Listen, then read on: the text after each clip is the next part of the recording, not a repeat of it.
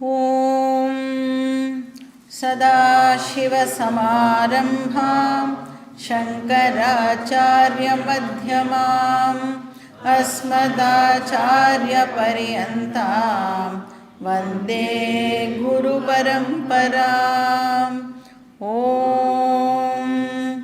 पार्थाय प्रतिबोधितां भगवता नारायणेन स्वयं व्यासेन ग्रथितां पुराणमुनिना मध्ये महाभारतम् अद्वैतामृतवर्षिणीं भगवतीम् अष्टादशाध्यायिनीम् अम्ब त्वामनुसन्ददामि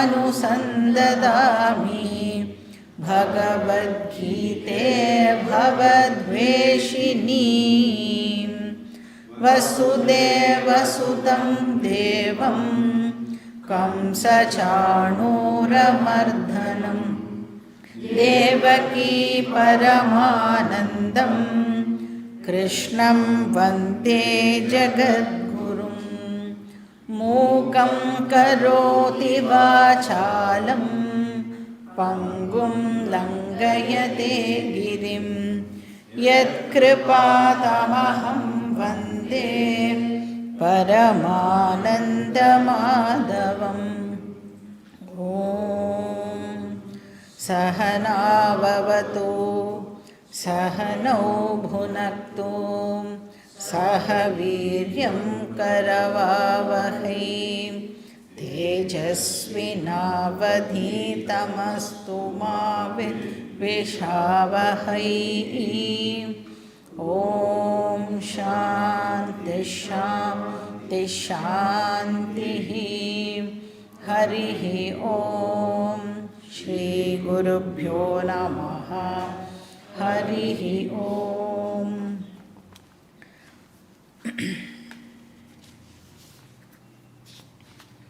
श्लोका नंबर 49। दूरेण ह्यवरं कर्म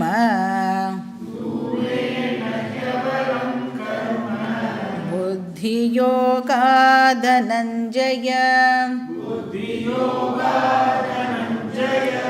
बुद्धौ शरणमन्विच्छ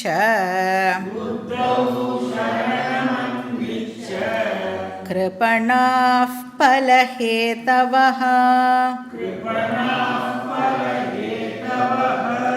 बुद्धियुक्तो जहातीह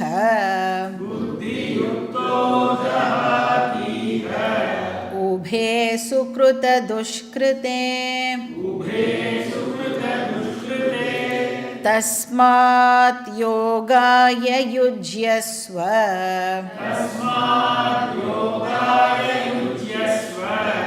योगः कर्मसु कौशलम्।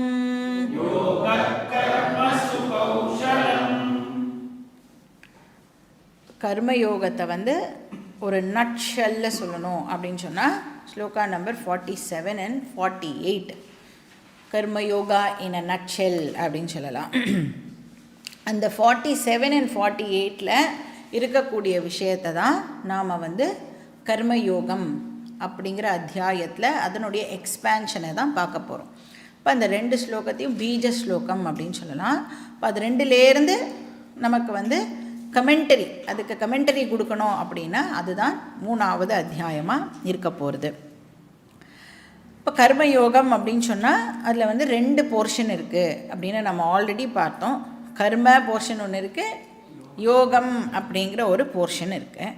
கர்ம அப்படின்னு சொன்னால் ப்ராப்பர் ஆக்ஷன் அப்படின்னு அர்த்தம்.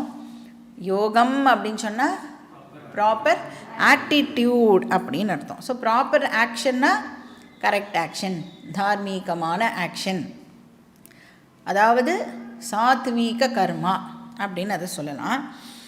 இப்போ அந்த ஆஸ்பெக்டை கிருஷ்ணர் இங்கே டிஸ்கஸ் பண்ணலை. அதை பற்றி 3வது அத்தியாயத்தில் சொல்ல போகிறார். பட் இந்த 2வது பார்ட் ஆஃப் கர்மயோகம் இருக்கே, என்ன பார்ட்டு? த யோகம் பார்ட் இருக்கே, ஆட்டிடியூட் பார்ட், ப்ராப்பர் ஆட்டிடியூட், அதை பற்றி தான் இங்கே டிஸ்கஸ் பண்ணுறார். அதாவது அந்த ப்ராப்பர் ஆக்ஷனை பண்ணும்போது எனக்கு என்ன ப்ராப்பர் ஆட்டிடியூட் இருக்கணும், அதுதான் வந்து இங்கே டிஸ்கஸ் பண்ணுறேன்.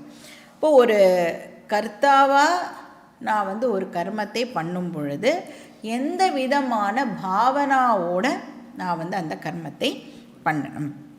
இப்போ சப்போஸ் எனக்கு பிடிக்காத ஒரு வேலைன்னு வச்சுக்கோங்களேன், அதை நான் டெய்லி 8 hours பண்ணுறேன், வீக்லி 5 days பண்ணுறேன், அப்புறம் வருஷம் முழுக்க அந்த வேலை பண்ணுறேன், அப்புறம் நான் ரிட்டையர் ஆகிற வரைக்கும் அந்த வேலை தான் அப்படின்னா கிட்டத்தட்ட ஒரு 35-40 வருஷம் நான் அந்த வேலையை தான் பண்ணேன் அப்படின்னு சொன்னால், இப்போ என்னோடய மென்டல் ஹெல்த் எப்படி இருக்கும்?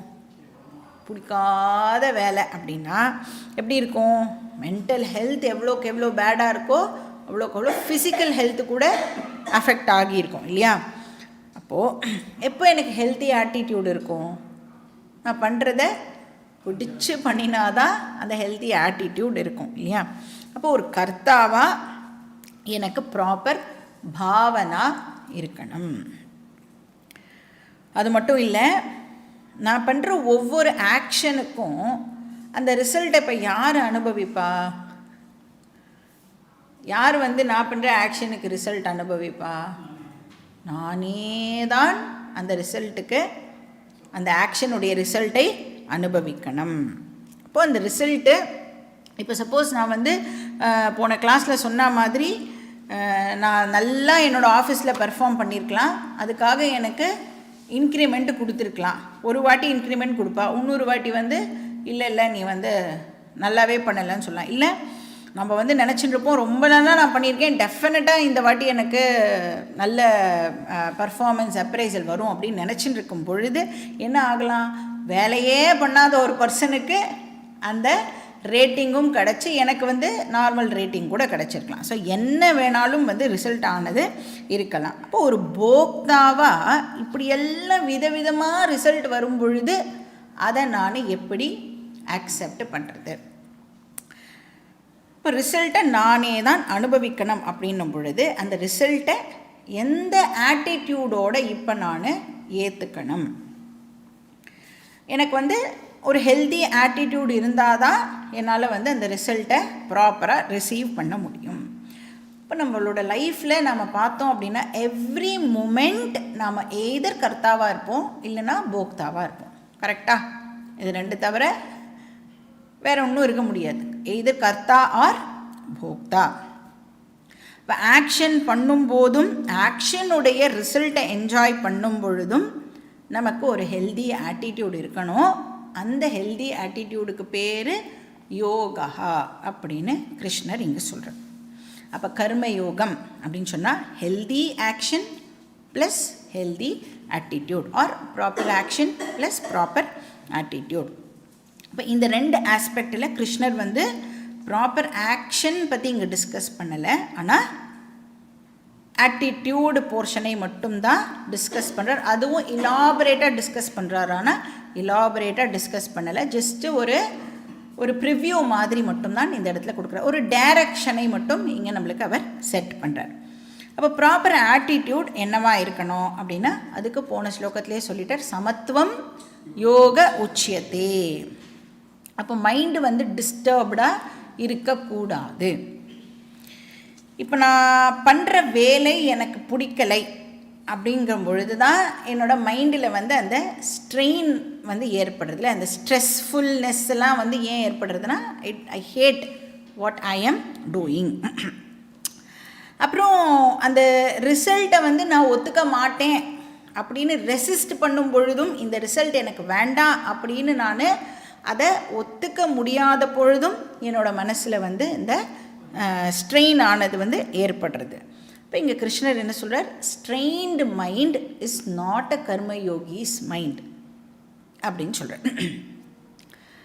அதனால தான் இப்போ இந்த ஸ்ட்ரெஸ்ஸு ஸ்ட்ரெயின் எல்லாம் இப்போ பார்த்தீங்கன்னா பாப்புலேஷனில் நிறைய பேர் 90% ஆஃப் த பீப்புள் எங்கே வெளியில் போனாலும் என்ன சொல்கிறா? ஒரே ஸ்ட்ரெஸ்ஸு, என்ன பண்ணுறதுனே தெரியல அப்படின்னு அவன் சொல்கிறதுனால தான் நிறைய ஸ்ட்ரெஸ் மேனேஜ்மெண்ட் கோர்சஸ்லாம் கூட இப்போது வந்துடுது இல்லையா? அந்த ஸ்ட்ரெஸ் மேனேஜ்மெண்ட் பற்றின டீட்டெயில்ஸை தான் கிருஷ்ணர் வந்து இங்கே கீதாவில் நம்மளுக்கு பியூட்டிஃபுல்லாக சொல்லி கொடுத்துட்டுருக்கார். எப்படி அறிவோடு வேலை பண்ணணும் அப்படின்னு சொல்கிறார். அதுவும் வந்து ஃப்ரீ ஆஃப் காஸ்ட். நமக்கு வந்து கிருஷ்ணர் வந்து ஸ்ட்ரெஸ் மேனேஜ்மெண்ட் கோர்ஸ் பற்றி இங்கே சொல்கிறார். வேறு எங்கேயாவது கோர்ஸ்லாம் நீங்கள் ஜாயின் பண்ணீங்கன்னா 1 ஹவருக்கு வந்து இவ்வளோ ரூபா அப்படின்னு சொல்லுவாள். அஃப்கோர்ஸ் வந்து ஏதாவது லஞ்சு அதெல்லாம் வந்து ஏதாவது நான் ப்ரொவைட் பண்ணுவாள். ஸ்டார் ஹோட்டல்லேயும் லஞ்செலாம் ப்ரொவைட் பண்ணுவாள். ஆனால் கிருஷ்ணர் இங்கே ஆல்ரெடி என்ன சொல்லிட்டார், சமத்துவம் யோக உச்சியத்தே.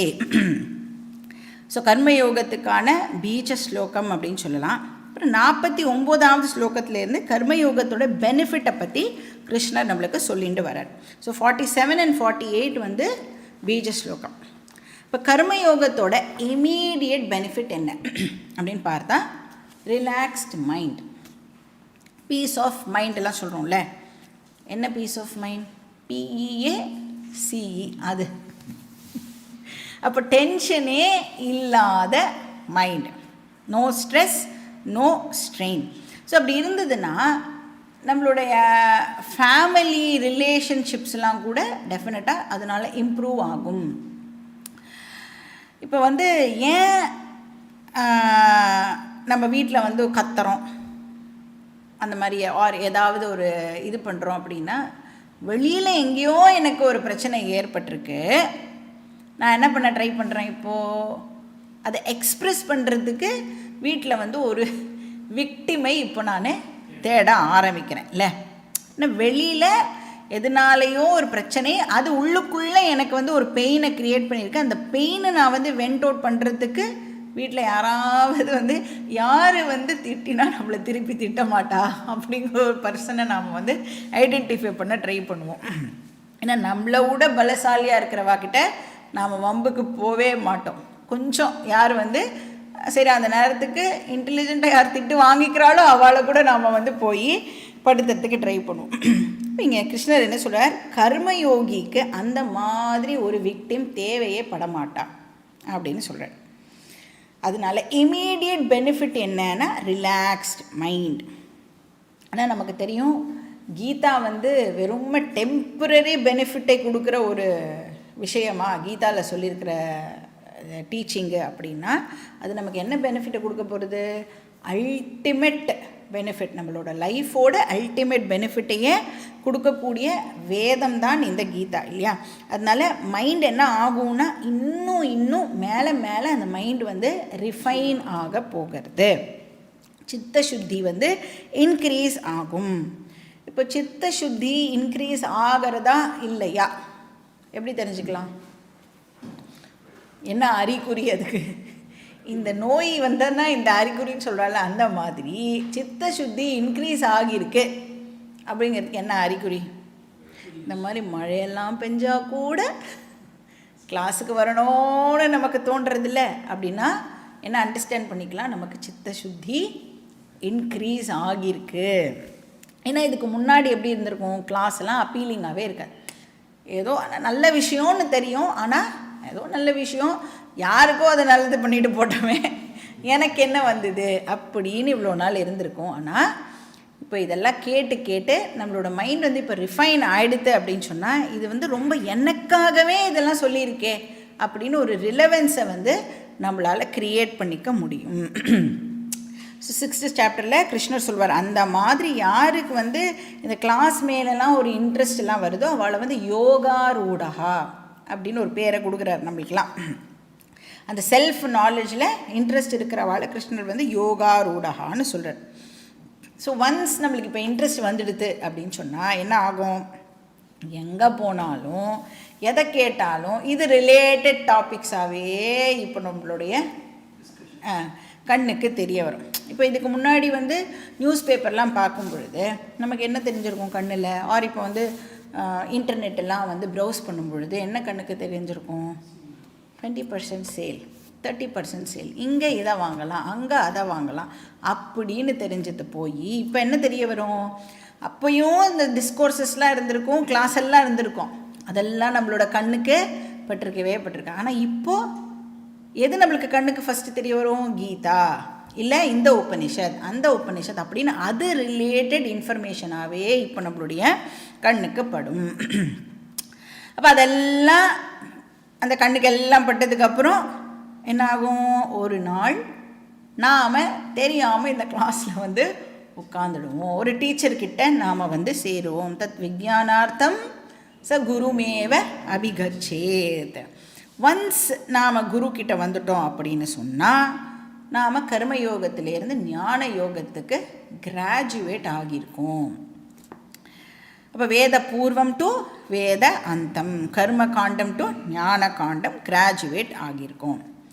அதுக்கப்புறம் என்ன பண்ணுவோம், ஞான யோகத்துக்குள்ளே வந்தாச்சு அப்படின்னு சொன்னால் இப்போது நம்மளுடைய ஒரிஜினல் ஐ, அந்த ரியல் ஐயை நாம் வந்து இப்போது டிஸ்கவர் பண்ணியிருப்போம். டிஸ்கவர் பண்ணிட்டா என்ன ஆகும், என்னோடய ரியல் ஐயை இப்போ எனக்கு தெரிஞ்சிடுது அப்படின்னு சொன்னால் என்ன ஆகும், எல்லா விதமான பாண்டேஜிலிருந்தும் நான் விடுபடுறேன். இப்போ நமக்கு ஃப்ரீடம் கிடைக்கிறது. ஸோ புத்தியுக்தோ ஜஹாதீக உபே சுக்ருத துஷ்கிருதே. அப்போ கர்மயோகத்தோடைய பெனிஃபிட் என்னன்னா அல்டிமேட்டாக எனக்கு மோக்ஷம் கிடைக்கும். அப்போ இங்கே என்ன தப்பாக எடுத்துன்றக்கூடாது, கர்மயோகமே பண்ணி மோட்சம் அடையிறதில்ல, கர்மயோகம் பண்ணுறதுனால நம்மளுடைய மைண்டு ரிஃபைன் ஆகி நாம் வந்து ஞான யோகத்துக்குள்ளே வந்து அப்புறம் நம்மளுடைய ஒரிஜினல் நேச்சரை டிஸ்கவர் பண்ணி நமக்கு இந்த மோக்ஷம் அப்படிங்கிற அல்டிமேட் பெனிஃபிட் கிடைக்கிறது. இப்போ இந்த 50வது ஸ்லோகத்தில் கிருஷ்ணர் வந்து கர்மயோகத்தினோட 2வது டெஃபினேஷனை கொடுக்குறார். இங்கே என்ன சொல்கிறார், யோக கர்மசு கௌஷலம் அப்படின்னு ஒரு டெஃபினிஷனை இங்கே கொடுக்குறார். ஃபர்ஸ்ட் டெஃபினிஷன் என்னன்னு பார்த்தோம், சமத்துவம் யோக உச்சியது. இப்போ தானே பார்த்தோம் இல்லையா, அதனால் இப்போ தான் பார்த்தோம், அதனால் அப்போவே மறந்து போயிட்டோம். இப்போ 2வது டெஃபினிஷன் யோக கர்மசு கௌஷலம். இது வீட்டுக்கு போனோடனே மறந்து போகலாம். இப்போ யோக அப்படின்னா மைண்டை வந்து பேலன்ஸ்டாக வச்சுக்கிறது அப்படின்னு பார்த்தோம்ல. இப்போ வேலையே பண்ணாமல் சும்மா இருக்கிறதுக்கு பேர் கர்மயோகம் இல்லை. பரபரன்னு வேலை பண்ணிகிட்டே மைண்டை பேலன்ஸ்டாக வச்சுக்கணும், அப்படி இருந்ததுன்னா அதுக்கு பேர் கர்மயோகம். இப்போ இங்கே என்ன 2வது டெஃபினிஷன் நம்ம பார்த்தோம், அதை வந்து லிட்ரலி டிரான்ஸ்லேட் பண்ணோன்னா கர்மசு கௌஷலம் அப்படின்னு நாம் வந்து டிரான்ஸ்லேட் பண்ணினோன்னா என்ன ஆகும், skill in action or efficiency in action அப்படின்னு பார்த்தோம். இப்போ ஸ்கில் அப்படின்னு சொன்னால் ஜென்ரலாக என்னென்னு அண்டர்ஸ்டாண்ட் பண்ணிப்போம். அந்த வார்த்தையை கேட்ட உடனே நமக்கு என்ன அண்டர்ஸ்டாண்டிங் ஏற்படுறது, ஒரு வேலையை வந்து ரொம்ப திறம்பட செய்கிறது, ஒரு எஃபிஷியண்ட்டாக ஒரு எக்ஸ்பர்டீஸோட ஒரு வேலையை செய்கிறது, இப்படி தான் நம்ம வந்து அண்டர்ஸ்டாண்ட் பண்ணிப்போம் இல்லையா, திறமை. இப்போது இந்த திறமையை நான் வளர்த்துக்கணும் அப்படின்னு சொன்னால் சாதாரணமாக அந்த வேலையை வந்து நான் ரிப்பீட்டடாக பண்ணிகிட்டே இருந்தாலே அதில் எனக்கு ஸ்கில் வந்துடுமே இல்லை. அது எதுக்கு கிருஷ்ணர் அப்பா அப்படி இங்கே சொல்லணும், அது நமக்கே தெரிஞ்சிருக்கு. இப்போ ஒரு வேலையில் நான் வந்து எக்ஸ்பர்டீஸ் அடையணும் அப்படின்னு சொன்னால் ரிப்பீட்டடாக அதையே பண்ணிகிட்டே இருந்தால் எனக்கு வந்து அந்த ஸ்கில் ஆனது கிடச்சிட போகுது. ஸோ அப்போது இங்கே வந்து கிருஷ்ணர் அந்த ஸ்கில்லை பற்றி பேசலை.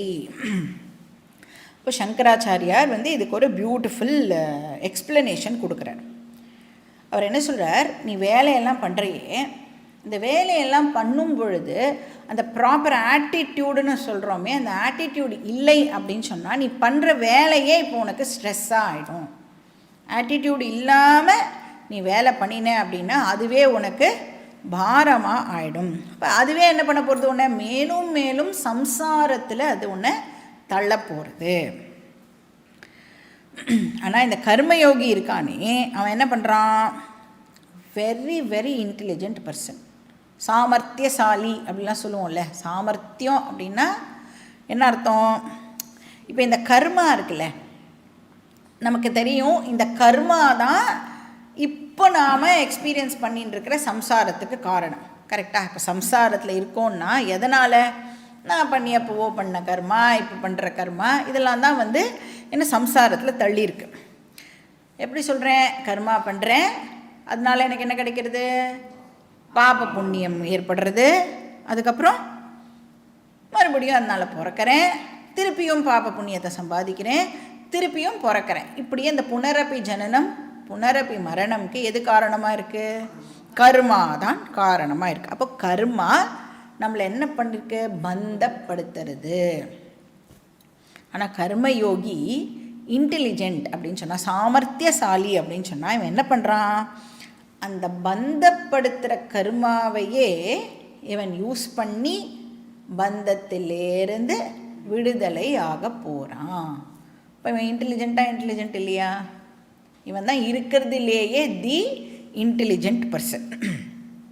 இப்போ பைண்டிங் கர்மாவை லிபரேட்டிங் கர்மாவா இந்த கர்மயோகி கன்வெர்ட் பண்ணுறான். எப்படி கன்வெர்ட் பண்ண முடியும்? பைண்டிங் கர்மாவை லிபரேட்டிங் கர்மாவாக கன்வெர்ட் பண்ணுறது அப்படின்னு சொன்னால், ஃபிசிக்கலாக எந்த விதமான கன்வர்ஷனும் நாட் பாசிபிள் இல்லையா? எந்த ஆக்ஷன் பண்ணாலும் முன்னாடி எப்படி பண்ணிட்டு இருந்தோமோ அதே மாதிரி தான் அந்த ஆக்ஷனை பண்ணணும். அப்போ எங்கே இந்த சேஞ்ச் இங்கே நடக்கிறது? How is this conversion possible அப்படின்னா, ஆட்டிடியூடுனால இந்த கன்வர்ஷன் இப்போது ஏற்படுறது. இப்போ அந்த ஆட்டிடியூட் இருக்குல்ல, அதை தான் இங்கே கிருஷ்ணர் வந்து ஸ்கில் அப்படின்னு மென்ஷன் பண்ணுற. அந்த கன்வெர்ட் பண்ணுற அந்த ஆட்டிடியூட். எப்படி வந்து பாம்போட விஷம் இருக்குல்ல, இந்த பாம்போட விஷத்தையே மருந்தாகவும் யூஸ் பண்ணலாம். கரெக்டாக? பாம்பு விஷம் ஒரு ஆளையே கொன்னுடும். ஆனால் அந்த பாம்போட விஷத்தை ப்ராப்பராக நாம் யூஸ் பண்ணினோம் அப்படின்னு சொன்னால், இவ்வளோ அமௌண்ட்டு அப்படிலாம் இருக்குல்ல, அந்த மாதிரிலாம் யூஸ் பண்ணினோம் அப்படின்னு சொன்னால் அதுவே என்ன ஆகிறது? ஒரு உயிரை காப்பாற்றுற மருந்தாகவும் நம்மளுக்கு யூஸ் ஆகிறது. அது மாதிரி தான் இந்த கர்மாவும். பாம்பு விஷம் மாதிரி கர்மா. அப்போ கர்மாவை எப்படி ஹேண்டில் பண்ணணும் அப்படின்னு நமக்கு தெரியலைன்னா அதுவே நம்மளுக்கு டென்ஷனை ஒரு ஸ்ட்ரெஸ்ஸை ஏற்படுத்தும். இதே கர்மயோகி என்ன பண்ணுறான்?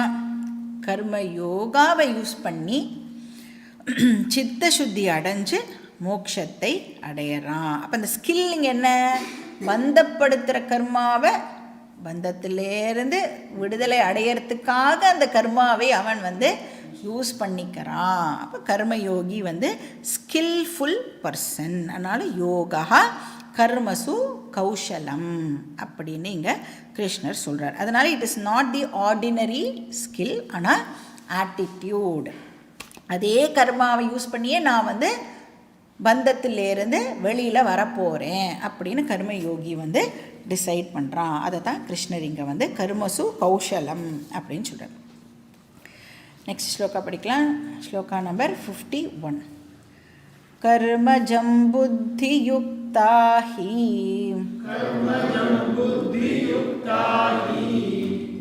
பலம் த்யக்த்வா மனீஷிணः ஜன்ம பந்த விநிர்முக்தாः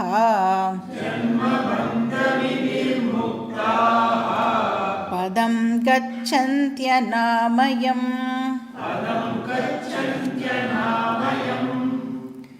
இப்போ வந்து ஒரு பர்சன் மோட்சத்தை அடையணும் அப்படின்னு சொன்னால் அந்த பர்சன் என்னெல்லாம் ஸ்டேஜஸை அண்டர்கோ பண்ணணும் அதை தான் இந்த ஸ்லோகத்தில் கிருஷ்ணர் சொல்கிறார்.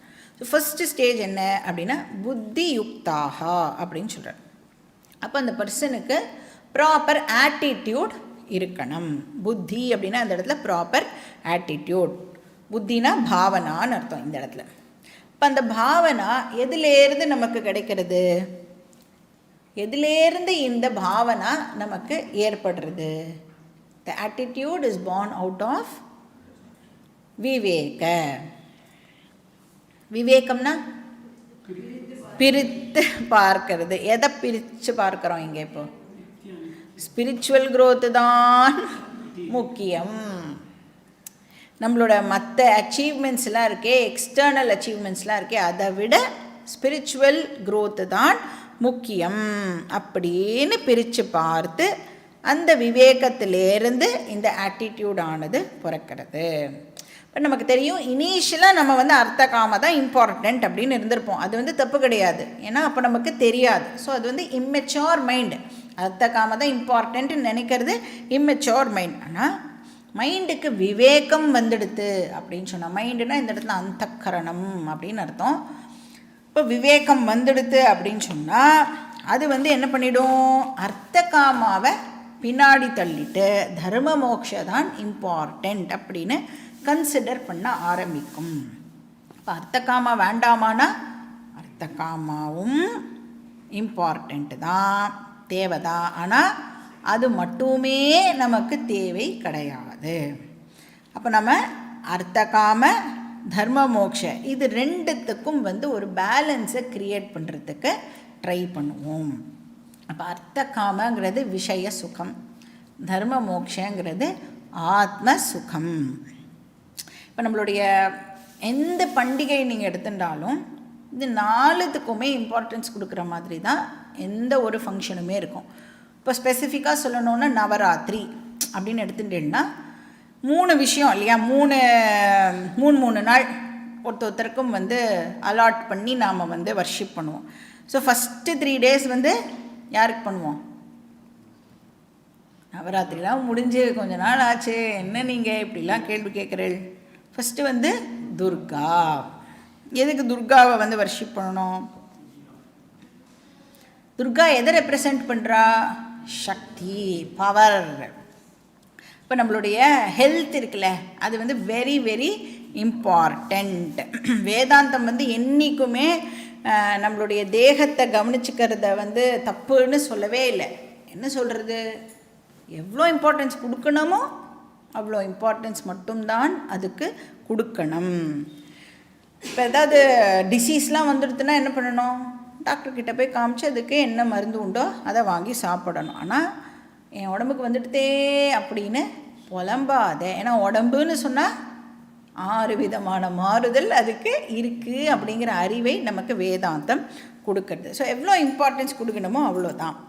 அதுக்கப்புறம் லக்ஷ்மி, நெக்ஸ்ட்டு 3 days லக்ஷ்மி. அது வந்து வெல்த் இல்லை, பணமும் வெரி வெரி இம்பார்ட்டண்ட்டு. அதை வந்து நாம் வேல்யூ பண்ணணும்.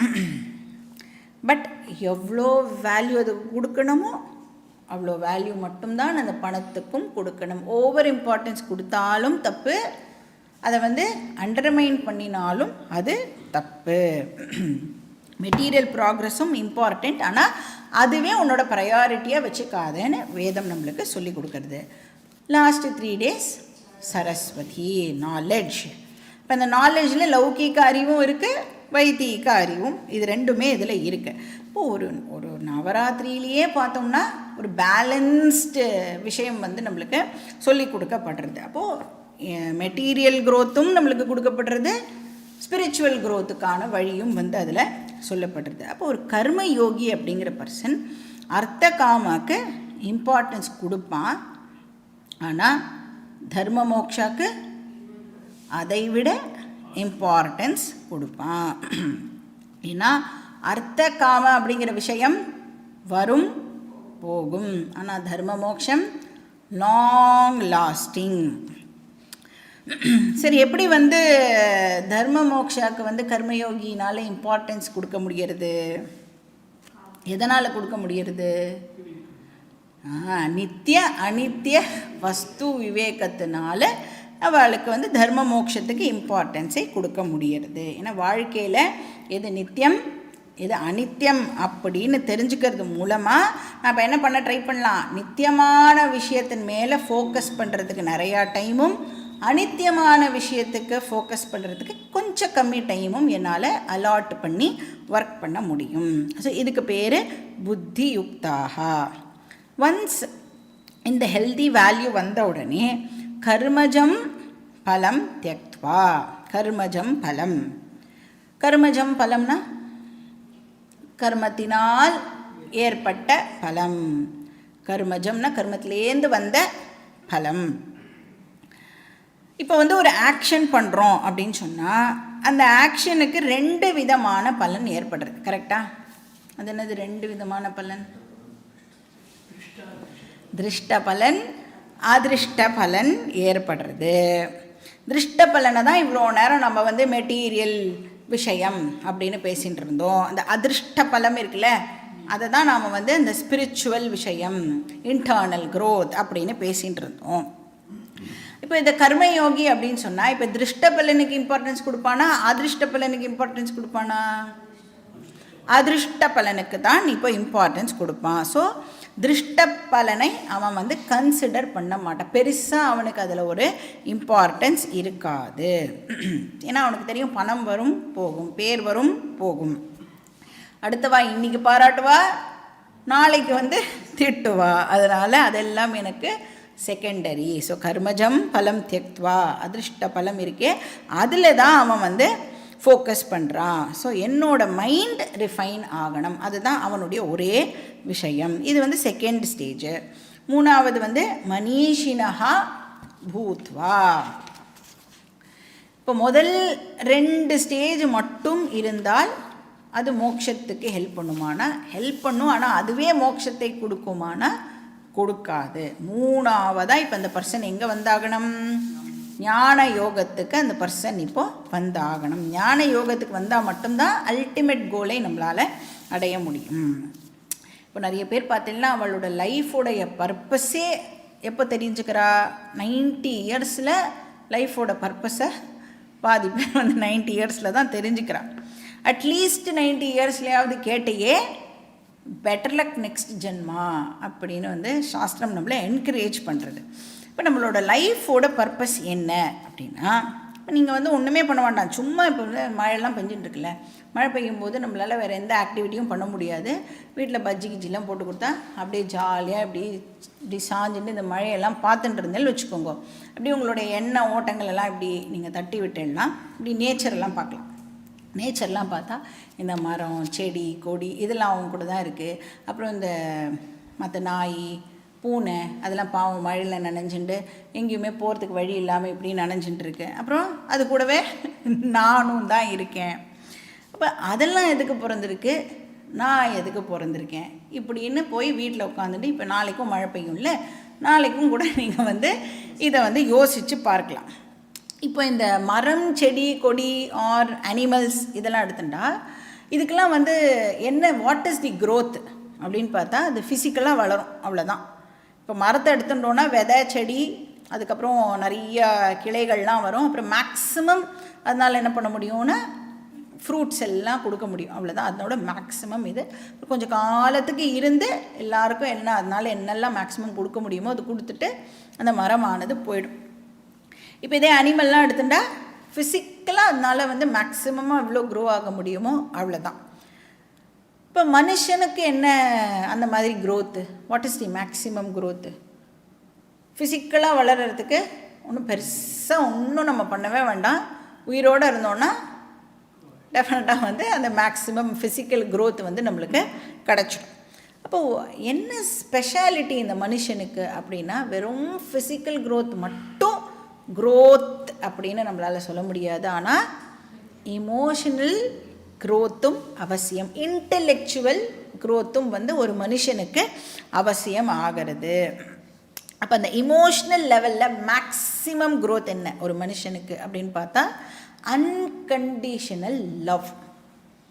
அது அவனால் அடுத்த வாளுக்கு அந்த லவ்வை அன்கண்டிஷனலாக கொடுக்க முடிஞ்சுது அப்படின்னு சொன்னால் அதுதான் அவனுடைய இமோஷ்னல் லெவலில் மேக்ஸிமம் அவன் அடையக்கூடிய விஷயம். அதனால தான் சொல்கிறா வசுதைவ குடும்பகம் அப்படின்னு சொல்கிறாள். வசுதாயேவ குடும்பகம்னா இந்த வேர்ல்டு தான் என்னுடைய ஃபேமிலி. அப்போ இந்த வேர்ல்டை என்னுடைய ஃபேமிலியாக நான் கன்சிடர் பண்ணணுன்னா என்னுடைய மனசு எவ்வளோ தூரத்துக்கு எக்ஸ்பேண்டடாக இருந்தால் என்டையர் வேர்ல்டை என்னுடைய ஃபேமிலி அப்படின்னு என்னால் கன்சிடர் பண்ண முடியும். அப்போ எவ்வளோக்கு எவ்வளோ இந்த மாதிரி மைண்ட் எக்ஸ்பேண்ட் ஆகிறதோ அவ்வளோக்கு அவ்வளோ புத்தி இருக்குல்ல, புத்தியும் நமக்கு வளரணும். அதனால தான் என்ன சொல்கிறான், ஆளும் வளரணும் அறிவும் வளரணும் அதுதான்டா வளர்ச்சி. அது மாதிரி நாமளும் இன்னும் ஒன்று சேர்த்துக்கலாம், ஆளும் வளரணும் மனமும் வளரணும் அதுதான்டா முதிர்ச்சி அப்படின்னு நாம் ஒன்று சேர்த்துக்கலாம். இப்போ அப்போ புத்தியும் எப்படி இருக்கணும்னா விஸ்தாரமாக இருக்கணும், எக்ஸ்பேண்டடாக இருக்கணும். அப்படி அது எக்ஸ்பேண்ட் ஆக ஆக தான் நம்மளுக்கு வந்து இந்த சில பேசிக் கொஸ்டின்ஸே அரைஸ் ஆகும் புத்தியில். நான் ஏன் பிறந்திருக்கேன், கடவுள் இருக்காரா இல்லையா, what is the connection between me and this world அப்படிங்கிற கேள்வி எல்லாம் வரணும்னா புத்தியும் ஷார்ப்பாக இருக்கணும், எக்ஸ்பேண்டடாக இருக்கணும். ஸோ இதுக்கான ஆன்சரை நாம் கண்டுபிடிக்கிற வரைக்கும் இந்த இன்டர்னல் க்ரோத் நமக்கு டெஃபினட்டாக தேவைப்படுறது. அப்போ ஒரு கர்மயோகி ஃபிசிக்கலாக க்ரோ ஆனால் மட்டும் பத்தாது, இமோஷனல் ஆஸ் வெல் அஸ் இன்டெலெக்சுவலாக அவன் வளரணும். ஸோ மனிஷினஹா பூத்வா, மனிஷி அப்படின்னு சொன்னால் ஞானி அப்படின்னு அர்த்தம். அதனால தான் சங்கரர் மனிஷா பஞ்சகம் அப்படின்னு ஒரு டெக்ஸ்ட்டை பண்ணியிருக்கார். ஸோ மனிஷான ஞானம்னு அர்த்தம், மனிஷின ஞானி. இப்போ இந்த கர்மயோகி என்ன பண்ணுறான், ஞான யோகம் மூலமாக ஞானியாக ஆகிறான். மனிஷி பூத்வா அப்படின்னா மனிஷினஹா பூத்வானா அவன் ஞானியாக இப்போ ஆகிறான். எப்படி ஞானி ஆனான் கர்மயோகி? ஞான யோகம் அண்டர்கோ பண்ணுறது மூலமாக அந்த பர்சன் இப்போது ஞானியாக ஆகிறான். அப்புறம் ஃபைனல் ஸ்டேஜை எங்கே சொல்கிறார், ஜன்மபந்த வினிர் முக்தாகா. இப்போ அந்த ஞானத்தினோட பலனாக அந்த பர்சன் என்ன ஆகிறார், எல்லா விதமான பந்தத்திலிருந்தும் இந்த பர்சன் இப்போது ஃப்ரீ ஆகிறார். இப்போ ஃபஸ்ட்டு சாப்டரில் சம்சாராவோட டெஃபினிஷன் என்னன்னு பார்த்தோம். சம்சாராவை எப்படி டிஸ்கிரைப் பண்ணியிருந்தா, ராகா ஷோகா மோகா அப்படின்னு பார்த்தோம். ராகன அட்டாச்மெண்ட், ஷோகன சாரோ, மோகன டெல்யூஷன் ஆர் குழப்பம் அப்படின்னு பார்த்தோம்ல. இதுவும் பந்தம் தான், ராக சோக மோக பந்தம். இல்லைனா இதையே எப்படி ப்ரெசென்ட் பண்ணலாம் அப்படின்னா ஜென்ம மரண பந்தம். திருப்பி பிறந்து இறந்து அதுவும் ஒன் டைப் ஆஃப் பாண்டேஜ். அந்த புனரப்பி ஜனனம் புனரப்பி மரணமும் ஒரு வகையான பாண்டேஜ். ஸோ இந்த பாண்டேஜிலிருந்து இந்த பர்சன் ஃப்ரீ ஆகிறான். அப்போ இந்த கர்மயோகி ஞான யோகியாக மாறி ஞானி ஆகிறான், முக்தன் ஆகிறான். இப்போ இந்த முக்த ஸ்டேட் ஆஃப் மைண்டை இந்த பர்சன் எவ்வளோ காலத்துக்கு என்ஜாய் பண்ணுவார், எவ்வளோ காலம் உயிரோடு இருக்காரோ அவ்வளோ காலம் என்ஜாய் பண்ணுவார். அப்போ லைஃப் எப்படி இருக்கும் அந்த பர்சனுக்கு, எவ்வளோ பியூட்டிஃபுல்லாக இருக்கும் அந்த பர்சனுக்கு. இப்போ அந்த பர்சன் இந்த வேர்ல்டில் இருப்பார், வேர்ல்டில் எந்த விதமான சேஞ்சும் நடந்திருக்காது. ஆனால் என்ன சேஞ்ச் நடந்திருக்கும், இந்த பர்சன் இப்போ வேர்ல்டை பார்க்குற விதம் சேஞ்ச் ஆகியிருக்கும். வேறு பர்ஸ்பெக்டிவில் வேர்ல்டை பார்க்க ஆரம்பிப்பார். அதனால எந்த ஒரு விஷயமும் இந்த பர்சனை இப்போ அஃபெக்ட் பண்ணாது. அப்போ அந்த மாதிரியான ஒரு பர்சனை பற்றி தான் கிருஷ்ணர் இந்த சாப்டருடைய எண்டில் சொல்ல போகிறார். ஸ்தித பிரக்ஞா அப்படின்னு பேர் அந்த பர்சனுக்கு. அதை பின்னாடி சொல்ல போகிறார். அப்போ மைண்டு பீஸ்ஃபுல்லாக இருக்கும் பொழுது, மைண்டுன்னு ஒன்று இருக்கிறதே நமக்கு தெரியாது. மைண்ட் அமைதியாக இல்லாத போது அசாந்தஸ்ய மனோபாரஹா. அசாந்தமாக இருந்ததுன்னா மைண்ட் எப்படி இருக்கும், சொல்கிறோம்ல நம்மளே நிறைய வாட்டிய, மனசு ரொம்ப பாரமாக இருக்குது, அது எப்போ அந்த பாரம் போகும்னே தெரியல அப்படின்லாம் சொல்கிறோம் இல்லையா. அப்போ மைண்ட் பீஸ்ஃபுல்லாக இருக்கும் பொழுது மைண்டுன்னு ஒன்று இருக்குங்கிறதே நம்மளுக்கு தெரியாது. அப்போ அந்த மாதிரியான ஒரு ஸ்டேட் ஆஃப் மைண்ட் எப்படி இருக்கும், அந்த ஸ்டேட் ஆஃப் மைண்டு தான் இந்த ஞானிங்கிற பர்சன் என்ஜாய் பண்ணுறார். இப்போ மனசு பாரமாக இருந்ததுன்னு வச்சுக்கோங்களேன், நீங்கள் எந்த ஊருக்கு போனாலும் மனசு எப்படி இருக்கும், மானசரோவருக்கே போனால் கூட மனசு பாரமாக தான் இருக்கும். அப்போ என்னோடய மைண்டே இப்போ எனக்கு இனிமையாக ஆயிடுறது. ஏன்னா மைண்டை எங்கேயாவது தனியாக வச்சுட்டு நம்மளால் ஏதாவது ஊருக்கு போக முடியுமான்னா போக முடியாது. நம்ம எங்கே போனாலும் எது கூட வரும், அதை ஒன்று ஃபாலோ பண்ணுமே, வேறெவர் யூ கோ. அந்த மாதிரி நம்மளோட மைண்டு டெஃபினட்டாக நம்ம கூடவே தான் வரும். அதனால் எங்கேயாவது இங்கே விட்டுட்டு எங்கேயாவது போயிடலாமா அப்படின்னு யோசிக்கிறதுக்கு பதிலாக என் மைண்டை எப்படி சரி பண்ணுறது. அப்போது மைண்டை எப்படி சரி பண்ண முடியும், நாலெட்ஜ் மூலமாக தான் மைண்டை நம்மளால் சரி பண்ண முடியும். அப்போ இந்த ஜீவன் முக்தி ஸ்டேட் ஆஃப் மைண்டை பிராரப்த கர்மா இருக்கிற வரைக்கும் இந்த ஞானி என்ஜாய் பண்ணுவார். அதுக்கப்புறம் என்ன ஆகிறது, அனாமயம் பதம் கச்சந்தி. இப்போ இந்த பர்சன் பகவானோடவே மர்ஜ் ஆகிறார், பிரம்மனோடவே மர்ஜ் ஆகிறார். அதை தான் நாம் என்னன்னு சொல்லுவோம், இது ஜீவன் முக்தினா அது விதேக முக்தி. அனாமயம்னா எந்த விதமான டிஃபெக்டும் இல்லாத அப்படின்னு அர்த்தம். அனாமயம் பதம் கச்சந்தி, நிர்தோஷம் ஹி சமம் பிரம்ம இருக்கு இல்லையா, பிரம்மனுக்கு எந்த தோஷமும் இல்லை இல்லையா. ஸோ எந்த டிஃபெக்டும் இல்லாத பிரம்மனோடவே அவர் மர்ஜ் ஆகிறார். இப்போது இந்த ஸ்லோகம் ஒரு காம்ப்ரிஹென்சிவ் ஸ்லோகம் அப்படின்னு சொல்லலாம். ஸோ கர்மயோகாவில் ஆரம்பித்து ஞான யோகம் போய் அப்புறம் ஜீவன் முக்தி, விதேக முக்தி. அப்போது ஒரு ஃபுல் ப்ராசஸை இந்த ஸ்லோகம் நம்மளுக்கு எக்ஸ்பிளைன் பண்ணுறது. ஏன்னா 2வது சாப்டரே நம்மளுக்கு என்டையர் கீதாவுடைய சம்மரி தான் 2nd சாப்டர் இல்லையா. அதனால் எங்கெங்கெல்லாம் சான்ஸ் கிடைக்கிறதோ ஒரு ஃபுல் பிக்சரை கிருஷ்ணர் நம்மளுக்கு கொடுக்குறார். அப்புறம் 3வது சாப்டர்லேருந்து 17வது சாப்டர் வரைக்கும் இதில் என்ன படித்தோமோ அதனுடைய எக்ஸ்பேன்ஷன் தான் நாம் பார்க்க போகிறோம். மறுபடியும் 18வது சாப்டர் எப்படி இருக்கும்னா கீதாவுடைய சம்மரியாக இருக்க போகிறது. ஸோ இதான் இந்த ஸ்லோகத்தில் சொல்லியிருக்கேன். நெக்ஸ்ட் ஸ்லோகம், ஸ்லோகா நம்பர் 52. யதா தே மோககலிலம் புத்திர்வ்யதிதரிஷ்யதி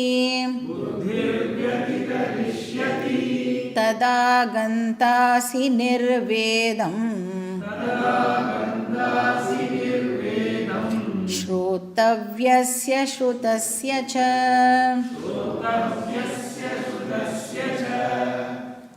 ஸோ 52 and 53 இது ரெண்டுமே போன ஸ்லோகம் இருக்குல்ல, இந்த கர்மஜம் புத்தி யுக்தாகி அதோடைய எக்ஸ்பேன்ஷன் அப்படின்னு சொல்லலாம். அப்போ கர்மயோகம் பண்ணினா என்ன ஆகும், அது எப்படி ஞான யோகத்துக்கு அழைச்சிட்டு போகிறது, எப்படி ஞான யோகம் ஒரு பர்சனை லிபரேட் பண்ணும். ஸோ 52வது ஸ்லோகத்தில் கர்மயோகம் டு ஞான யோகம் ஜம்ப் அதை பற்றி சொல்கிறார். அப்புறம் 53ல் ஞான யோகம் டு மோக்ஷம் அதை பற்றி சொல்கிறார். இப்போ புத்திஹி மோக கலிலம் வியதிதரிஷ்யதி.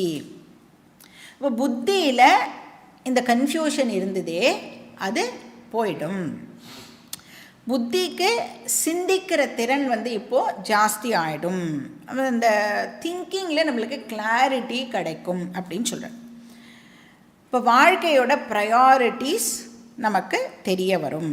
இதுக்கு முன்னாடி எப்படி இருந்திருக்கும், மோக்ஷம் அப்படிங்கிற வார்த்தையை பாதி பேர் காதிலேயே கேட்டிருக்கவே மாட்டோம். இல்லை அப்படியே கேட்டிருந்தாலும் என்ன நினச்சிருப்போம், மோக்ஷம் அப்படின்னு சொன்னால் ஏதோ சாகனம் போல இருக்கு, செத்தா மோக்ஷம் அப்படின்னு நினச்சிட்டுருப்போம். இல்லைன்னா சில பேர் என்ன நினச்சிட்டுருப்பா, இல்லை சன்னியாசிக்கு மட்டும்தான் மோக்ஷம் கிடைக்கும் அப்படின்னு நினச்சிட்டுருப்பா. அதுலேயும் சன்னியாசி அப்படிங்கிற பர்சன் யார் அப்படின்னு நம்ம யோசிக்கும் பொழுது அவள் பாவம், அவளுக்கு யாரும் கல்யாணத்துக்கு பொண்ணே கொடுத்துருக்க மாட்டா. அதனால அந்த பர்சன் ரொம்ப காலம் வெயிட் பண்ணி சரி சன்னியாசம் எடுத்துகிட்டு இருப்பார். இந்த மாதிரிலாம் நம்மளுக்கு நிறைய ராங் ஐடியாஸ்லாம் இருந்திருக்கும் இல்லையா. அப்போ மோக்ஷம் அப்படின்னா என்னன்னு தெரியாமல் புத்தியில் ஒரு குழப்பம் இருந்திருக்கும். அப்போ இந்த பர்சனுக்கு அந்த குழப்பம் ஆனது இங்கே போகிறது அப்படின்னு சொல்கிறார். இப்போ மோக்ஷம் அப்படின்னா இந்த இடத்துல இன்னர் மெச்சூரிட்டி. மோக்ஷங்கிற வார்த்தையை அண்டர்ஸ்டாண்ட் பண்ணிக்கிறதுக்கே நமக்கு ஒரு மெச்சூரிட்டி ஆனது தேவைப்படுறது. ஸோ புத்தி இந்த கன்ஃபியூஷன்ஸ்லேருந்தெல்லாம் புத்தி வெளியில் வந்துடும். மோக்ஷம் பற்றின கன்ஃபியூஷன்ஸ் எல்லாம் போயிடும் அப்படின்னு சொல்கிறார். அப்படின்னா இப்போ புத்தி என்ன பண்ண ஆரம்பிக்கும், மோக்ஷத்தை வேல்யூ பண்ண ஆரம்பிக்கும். இப்போ கன்ஃபியூஷன் எதில் இருந்தது, அர்த்தகாம அல்டிமேட்டா, தர்ம மோக்ஷ அல்டிமேட்டா. இப்போ இது ரெண்டுமே இம்பார்ட்டண்ட்னா எதுக்கு ஜாஸ்தி இம்பார்ட்டன்ஸை நான் கொடுக்கணும். இது மாதிரி கன்ஃபியூஷன்ஸுக்கு பேர் மோகா. இந்த மென்டல் கன்ஃபியூஷன் இருக்குல்ல, அதை தான் இந்த ஸ்லோகத்தில் கலிலம் அப்படிங்கிற வார்த்தை இண்டிகேட் பண்ணுறது. கலிலம்னா அழுக்கு அப்படின்னு அர்த்தம், டர்ட், இம்ப்யூரிட்டி. அப்போ இன்டலெக்சுவல் இம்ப்யூரிட்டி ஆனது இந்த பர்சனை விட்டு நீங்கிடும். எப்போ நீங்கிறது, ஒரு பர்சன் கர்மயோகியாக ஆகும் பொழுது இந்த கன்ஃபியூஷன் அந்த பர்சனை விட்டு போயிடுறது. ஸோ கிராஸ் ஓவர் பண்ணுறான். வியதிதரிஷ்யதி அப்படின்னு இருக்கு இல்லையா. அப்படின்னா வியதிதரிஷ்யத்தினா கிராஸ் ஓவர் அப்படின்னு அர்த்தம். அப்புறம் என்ன ஆகுறது, ததா கந்தாசி நிர்வேதம். இந்த குழப்பம் போன உடனே, இந்த குழப்பம் எதனால் போகிறது, நித்திய அனித்திய வஸ்து விவேகம் வந்துடுறது இல்லையா. அப்போ இந்த விவேகம் வந்த உடனே நேச்சுரலாக என்ன ஆகும் இந்த பர்சனுக்கு அப்படின்னா, விவேகத்திலேருந்து எது பிறக்கும், வைராகியம், விவேகஜன்ய வைராகியம். அதை தான் இங்கே நிர்வேதம் அப்படிங்கிற வார்த்தை வைராகியத்தை குறிக்கிறது. நிர்வேதமாயாத் உபனிஷத்தில் படிச்சிருக்கோம் இல்லையா, அந்த நிர்வேதம் தான் இங்கே. பரீட்சலோகான் கர்மஜிதான் பிராமணோ நிர்வேதமாயாத். ஸோ நிர்வேதம் அப்படின்னு சொன்னால் வைராகியம், டிஸ்பேஷன். எது மேலே வைராகியம், ஸ்ரோத்தவ்யஸ்ய ஸ்ருதஸ்ய. எல்லா எக்ஸ்டர்னல் டிபெண்டன்சிஸ் மேலேருந்தும் இப்போ மேலேயும் வைராகியம் ஏற்படும். ஸ்ரோத்தவ்யம் அப்படின்னா வேதத்தில் மென்ஷன் பண்ணப்பட்டிருக்கிற ரிச்சுவல்ஸ். இப்போ வேதத்தில் என்ன சொல்லப்பட்டிருக்கோம், ரிச்சுவலிஸ்டிக் போர்ஷனில் நீ இது பண்ணால் உனக்கு இது கிடைக்கும், அது பண்ணால் அது கிடைக்கும். அப்போ அது மேலெல்லாம் நம்ம ஒரு டிபெண்டன்சியை க்ரியேட் பண்ணி வச்சுட்டு அதெல்லாம் பண்ணுறோம் இல்லையா. அந்த கன்ஃபியூஷன் எல்லாம் நம்மளை விட்டு போயிடும். அது மேலே டிபெண்டன்சியை நான் இப்போது ரிமூவ் பண்ணிவிடுவேன். இன்ஃபேக்ட் ஸ்வர்க்கம் கூட கிடைக்கும், நீ நாச்சிகேத யாகம் பண்ணினா உனக்கு ஸ்வர்க்கம் கிடைக்கும் அப்படின்னு உபனிஷத் நம்மளுக்கு ப்ராமிஸ் பண்ணுறது இல்லையா. அப்போ அந்த மாதிரியான கன்ஃபியூஷன்ஸ் எல்லாம் நம்மளுக்கு இருந்ததே, அது எல்லாம் நம்மளை விட்டு போயிடும். அப்போ இனிஷியலாக அதெல்லாம் கேள்விப்படும் பொழுது நன்னா தான் இருந்தது. ஓ, ஸ்வர்க்கத்துக்கு போனால் ரொம்ப ஜாலியாக இருப்போம், இங்கே தான் கிளாஸுன்னு படுத்துகிறா, ஸ்வர்க்கத்துக்கு போனால் இந்த ப்ராப்ளம்லாம் இருக்காது. அப்புறம் கிளாஸ் எல்லாம் நன்னா அட்டென்ட் பண்ணும்போது தெரியும், நீ பிரம்மலோகத்துக்கு போனால் கூட அங்கே கிளாஸ் அட்டென்ட் பண்ணோம், இங்கேயாவது உனக்கு பிரேக் விட்டு கிளாஸ் வைக்கிறா. அங்கே அவர் 4 தலை வச்சுட்டு பிரேக்கே கொடுக்காம கிளாஸ் எடுப்பார். அப்போ என்ன தோன்றுறது நம்மளுக்கு, இங்கேயே இதை முடிச்சிடணும் அப்படின்னு. அப்போ இந்த டிபெண்டன்சி எங்கெல்லாம் வைக்கிறோமோ அங்கெல்லாம் நம்மளுக்கு பிரச்சனையானது ஏற்படுறது அப்படின்னு நாம் தெரிஞ்சுக்கிறோம். அந்த கோஆலிஷன் கவர்மெண்ட் மாதிரி ஆகிடும். எப்போ யார் சப்போர்ட்டை வித்ரா பண்ணுவா அப்படின்னே தெரியாது, பயந்துட்டே இருக்கணும். அப்போ நம்மக்கிட்ட நிறைய விஷயங்கள் இருக்குமா, இப்போ என்ன பயம் இருக்கும், இதெல்லாம் என்னை விட்டு போயிடுமோ, எப்போ போகும் அப்படின்னு வேற ஒரு பயமானது இருக்கும். அப்போ இந்த மனசு ஆங்ஷியஸாக இருக்கிறதுக்கு ஆரம்பிக்கும். அப்போ ஒரு கர்மயோகிக்கு என்ன தெரியும் அப்படின்னா, வெளி விஷயத்தை டிபெண்ட் பண்ணால் பயம் டெஃபினட்டாக இருக்கும். அதனால வெளி விஷயத்தின் மேலே இருக்கிற டிபெண்டன்சியை நாம் ரிமூவ் பண்ணணும் அப்படிங்கிறது இந்த பர்சனுக்கு இப்போது தெரிஞ்சிடும். சரி, அப்படியே எது மேலேயாவது டிபெண்டன்சி வச்சுக்கலாம் அப்படின்னா சாஸ்திரம் யார் மேலே டிபெண்ட் பண்ண சொல்கிறது, நம்மளை பகவான் மேலே டிபெண்டன்சியை வச்சுக்கோ. இப்போ world dependence to God dependence allowed, ஆனால் அதுவும் டெம்பரரியாக கொஞ்ச காலம் மட்டும்தான். அப்புறம் காட் டிபெண்டன்ஸ் டு செல்ஃப் டிபெண்டன்ஸ்க்கு போகணும். அப்போ எக்ஸ்டர்னல் விஷயங்களை டிபெண்ட் பண்ணினோன்னா ரிஸ்க் அப்படின்னு தெரிஞ்சுட்டு அதை டிபெண்ட் பண்ணாமல் இருக்கிறதுக்கு பேர் வைராகியம், நிர்வேதம். வைராகியம் அப்படின்னு சொன்னால் வெறுப்பு துவேஷம் அப்படின்னு நினச்சிக்கக்கூடாது. எல்லாருக்கும் என்ன பண்ணணுமோ அதை பண்ணுவோம், ஆனால் நான் எல்லாருக்கும் பண்ணினேன்ல அதே மாதிரி அவா எனக்கு பண்ணுவாங்கிற எக்ஸ்பெக்டேஷன் நமக்கு இருக்காது. அப்போது ஸ்ரோத்தவ்யம்னா வேதத்தில் மென்ஷன் பண்ணப்பட்டிருக்கிற, ஸ்ருதஸ்யச்சன நமக்கே தெரிஞ்ச பாக்கி எக்ஸ்டர்னல் ஃபேக்டர்ஸ். தெரிஞ்ச விஷயம் தெரியாத விஷயம் ரெண்டு மேலேயும் இவன் நிர்வேதத்தை டெவலப் பண்ணிக்கிறான் அப்படின்னு இந்த ஸ்லோகம் சொல்கிறது. அடுத்த ஸ்லோகம் ஸ்லோகா நம்பர் 53. ஸ்ருதி விப்ரதிபன்னாதே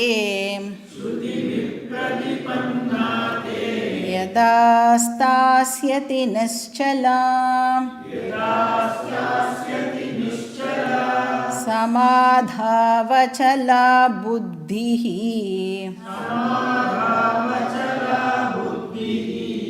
ததா யோகமவாப்ஸ்யசி.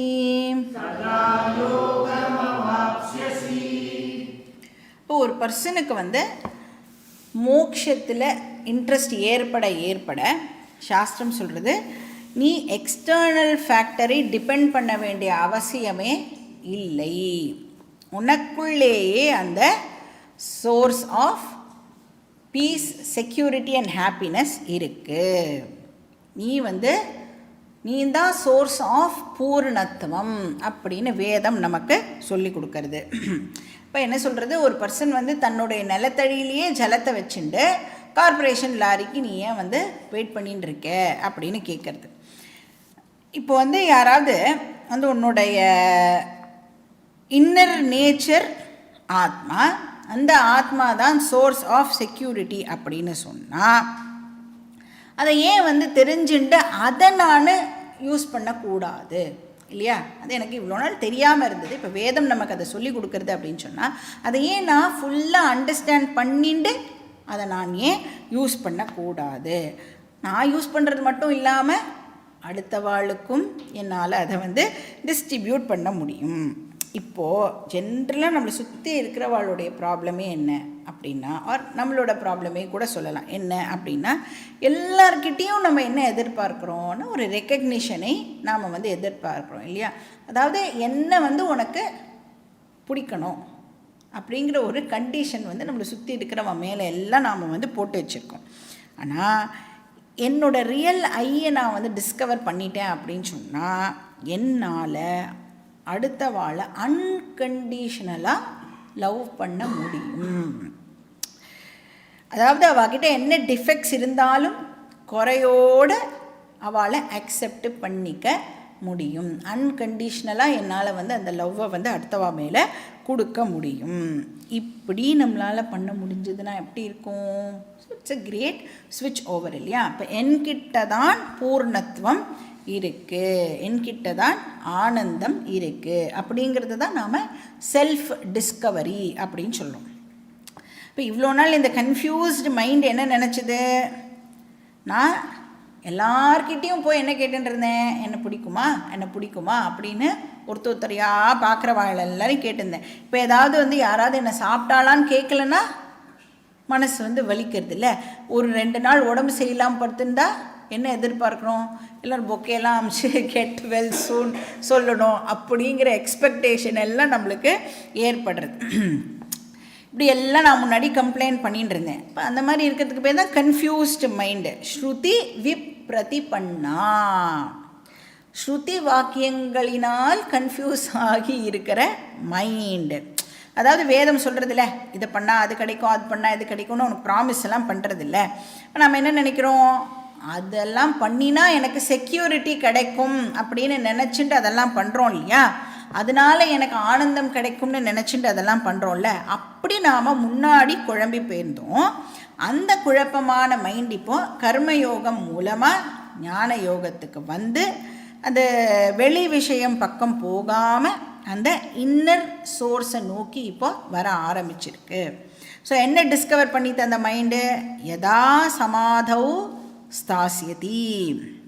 சமாதி அப்படின்னா இந்த இடத்துல வந்து ஆத்மா அப்படின்னு அர்த்தம். ஏன்னா நம்ம சென்னை வாசிஸ்க்கு சமாதி அப்படின்னா நிறைய சமாதியெல்லாம் நம்மளுக்கு தெரியும். அந்த சமாதியெல்லாம் போட்டுக்கூடாதீங்க.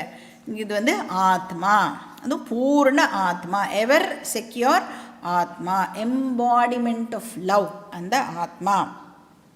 ஸோ லவ்னா என்னது, பூர்ணத்துவத்துடைய எக்ஸ்பிரஷன் தான் லவ் அப்படின்னு சொல்கிறோம். இப்போ நம்ம வந்து வாழ்க்கையில் ஏதாவது பெருசாக அச்சீவ் பண்ணுறோன்னு வச்சுக்கோங்களேன், ரொம்ப பெரிய அச்சீவ்மெண்ட்டை நாம் பண்ணியிருக்கோம். ஆர் நம்மளோட குழந்தைகள் வந்து ஏதோ ஒரு கோல்டு மெடல் வாங்கியிருக்கு, இல்லை எதுலேயோ ஃபஸ்ட்டு வந்திருக்கு அப்படின்னா நம்மளுடைய ஸ்டேட் ஆஃப் மைண்ட் அன்றைக்கி எப்படி இருக்கும்? ஒரு பெரிய அச்சீவ்மெண்ட்டை பண்ணின அந்த பர்டிகுலர் டே நம்மளோட மைண்ட் எப்படி இருக்கும்?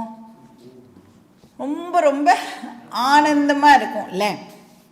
ஆனந்தமாக இருக்கும் பொழுது யாரோ ஒருத்தர் வந்து பெரிய தப்பு பண்ணிட்டான்னு வச்சுக்கோங்க. அப்போ நீங்கள் என்ன பண்ணுவீங்க அந்த நேரத்தில்? போனால் போகிறது, அவன் தெரியாமல் பண்ணிட்டான் அப்படின்னு சொல்லி அந்த தப்பை நாம் ரொம்ப ஈஸியாக வந்து மன்னிச்சிடுவோம் இல்லை? இப்போ இன்ஃபேக்ட் வந்து டிப்ஸ்லாம் கொடுப்போம். பரவாயில்ல நீ வந்து இதை வச்சுக்கோ அப்படின்லாம் சொல்லி. இப்போ வந்து ஒரு ஆட்டோலலாம் வந்தால் சாதாரணமாக ஏதோ ஒரு ஆட்டோவில் வரும்போது அவன் எக்ஸ்ட்ரா ஒரு 20 ரூபா கொடுங்க அப்படின்னு கேட்டால், உனக்கு எதுக்கு நான் 20 ரூபா கொடுக்கணும், நான் வந்து நான் உனக்கு இது கொடுக்கறதுக்காக சம்பாதிக்கிறேன் இப்படியெல்லாம் கேட்டுன்னு வரும். பட் அன்றைக்கி ஏதோ உங்களுக்கு ப்ரொமோஷன் கொடுத்துட்டு நீங்கள் ஆட்டோவில் வந்து ரிட்டன் வீட்டுக்கு வரையல அப்படின்னா அவன் 20 ரூபா கொடுத்தா 20 ரூபா கேட்டால் நீங்கள் என்ன சொல்வேன்? 50 ரூபாவே வச்சுக்கோப்பா, இன்றைக்கி வந்து எனக்கு ப்ரொமோஷன் கிடச்சிருக்கு. அப்போ அது எப்படி அந்த ஆனந்தம் வந்து எக்ஸ்ப்ரெஸ் ஆகுது? ஏன் இப்போ அந்த ஆனந்தமாக இருக்கேன்? I feel full. டெம்ப்ரரியாக அந்த ஃபுல்னஸை நான் வந்து இப்போது எக்ஸ்பீரியன்ஸ் பண்ணுறேன். அதனுடைய எக்ஸ்ப்ரெஷனாக இப்போ வெளியில் யாரை பார்த்தாலும் எனக்கு பிடிக்கும். என்ன வேலை பண்ண சொன்னாலும் என்னால் அந்த நேரத்தில் பண்ண முடியும்.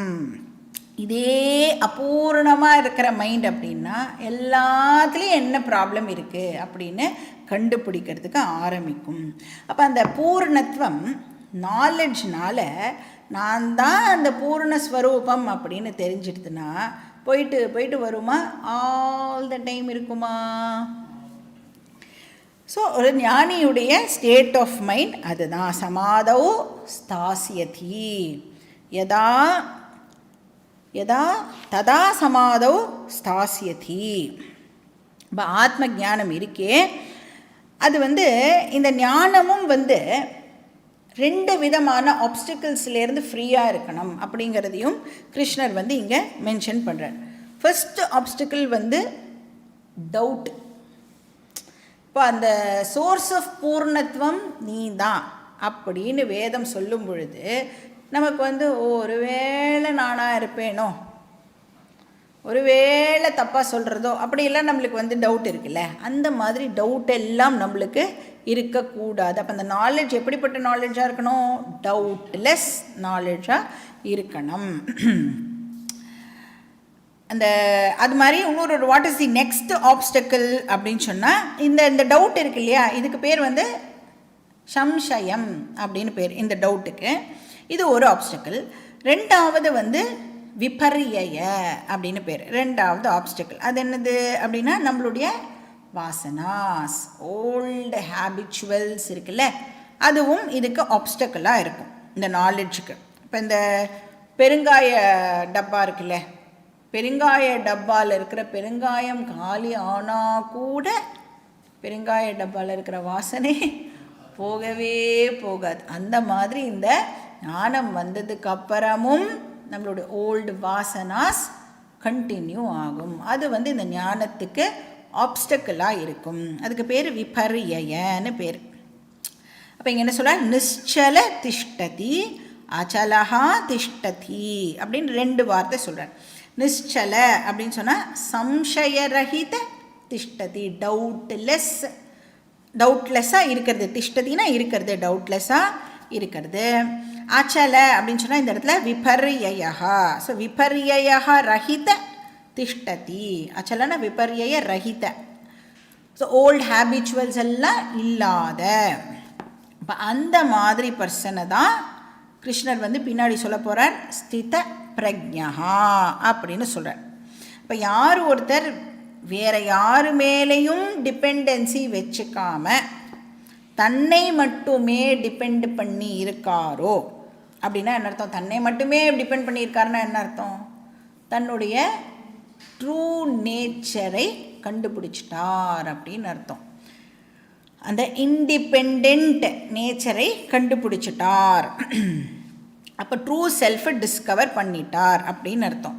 அப்போ மட்டுமே அந்த பர்சனுக்கு என்ன கிடைக்கிறது? ததா யோகம் அவாப்ஸ்யசி. அப்போ மட்டுமே ஒரு பர்சன், யோகம்னா இந்த இடத்துல மோக்ஷம்னு அர்த்தம், மோக்ஷத்தை அடைகிறார். மோக்ஷம்னா ஃப்ரீடம். எதுலேருந்து ஃப்ரீடம்? பிச்சை எடுக்கிறதுலேருந்து ஃப்ரீடம் அப்படின்னு அர்த்தம். உனக்கு பிடிக்குமா, என்ன பிடிக்குமா, என்ன பிடிக்குமான்னு இவ்வளோ நாள் கேட்டிருந்தோமே. இப்போ நாம் என்ன சொல்லலாம்?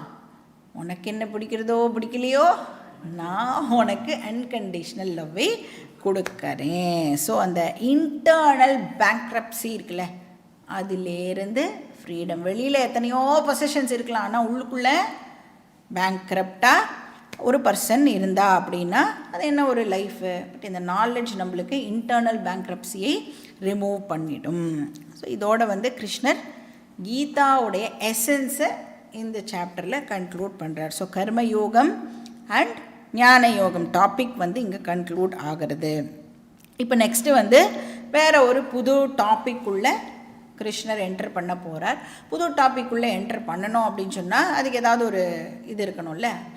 அது வந்து அர்ஜுனன் வந்து ஆஸ் யூஷுவல் இவ்வளோ நேரம் பேசுகிறதெல்லாம் கேட்டுட்டு miss I have a doubt அப்படின்னு சொல்லுவோம்ல, அந்த மாதிரி இப்போ வந்து அர்ஜுனன் வந்து கிருஷ்ணர்கிட்ட ஐ ஹாவ் எ டவுட் அப்படின்னு வந்து கேட்க போகிறான். அதுக்கப்புறம் நெக்ஸ்ட் செக்ஷன் வந்து ஆரம்பிக்க போகிறது. அதை வந்து நம்ம நெக்ஸ்ட் கிளாஸ்லேயே பார்க்கலாம். ஓம் பூர்ணமதః பூர்ணமிதம் பூர்ணாத் பூர்ணமுதச்யதே பூர்ணஸ்ய பூர்ணமாதாய பூர்ணமேவாவசிஷ்யதே.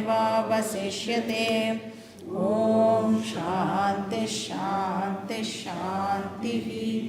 ஹரிஹி ஓம் ஸ்ரீ குருப்யோ நமः. ஹரிஹி ஓம்.